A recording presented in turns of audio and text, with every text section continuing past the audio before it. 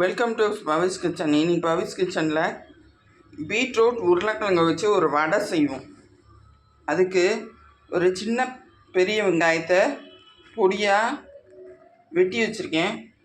ஒரு பீட்ரூட்டை medium size பீட்ரூட்டை திருவி வச்சுருக்கேன். ஒரு 2 உருளைக்கிழங்கு நல்லா அவிச்சு மசிச்சு வச்சுருக்கேன். அரை டம்ளர் கடலை மாவு. இது தேவை அதிகமாக வேணும்னா சேர்த்துக்கலாம். வாங்க பார்ப்போம். பேன் சூடாயிடுச்சு, அதில் கொஞ்சோண்டு ஆயில் சேர்த்துக்கலாம்.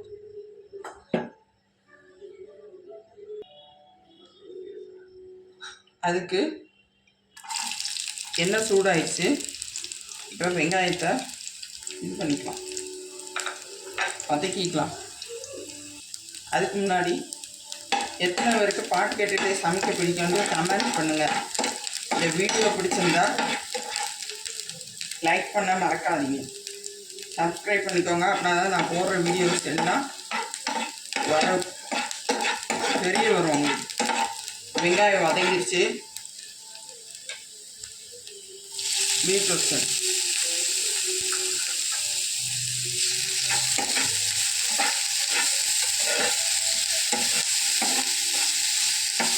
பீட்ரூட் நல்லா பச்சை வாசனை போக வதங்கணும்.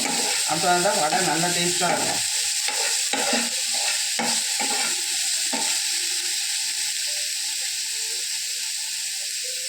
உருளைக்கிழங்கு சேர்த்துக்கலாம்.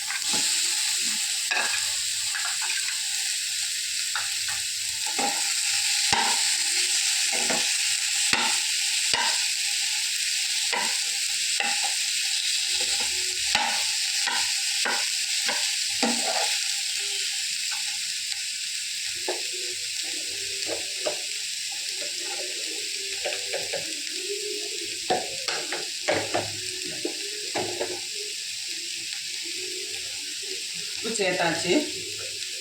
இப்போ காரத்துக்கு ஏற்ற மாதிரி தனி மிளகாய் பொடியை சேர்த்துக்கலாம். தனி மிளகாய் பொடி வேண்டாம்னு நினைக்கிறவங்க சீரக பொடி சேர்த்துக்கலாம்.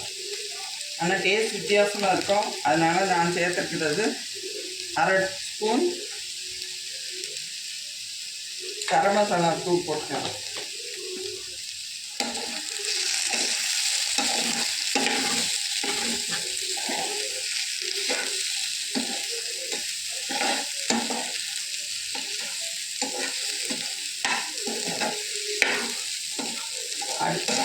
பிடிக்காமல் இருக்க விடாமல் கிண்டிகிட்டே இருக்கணும்.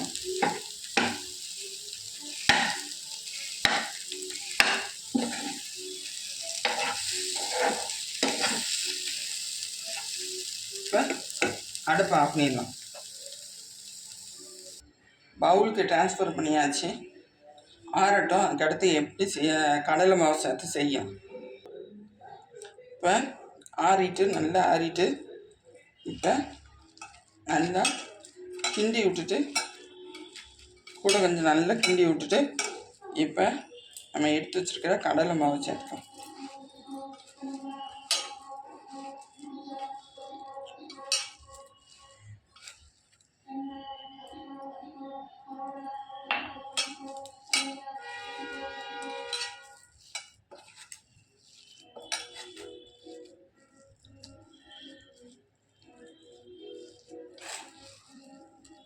இப்போ நல்லா பெரட்டி வரணும்.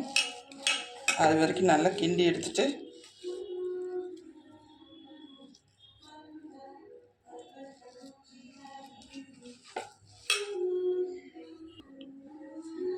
இப்போ எண்ணெய் சூடாயிடுச்சு. நம்ம போட்டுக்கலாம்.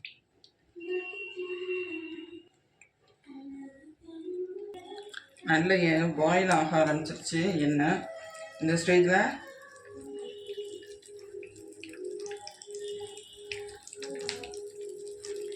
அடுத்து போட்டுக்கலாம்.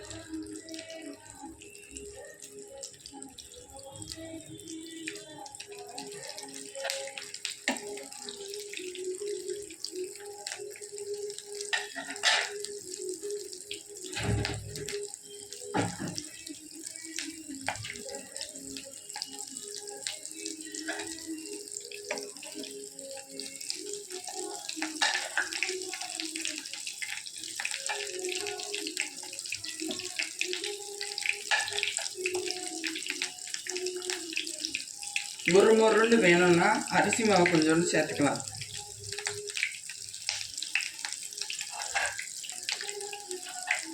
திருப்பி போட்டுக்கலாம்.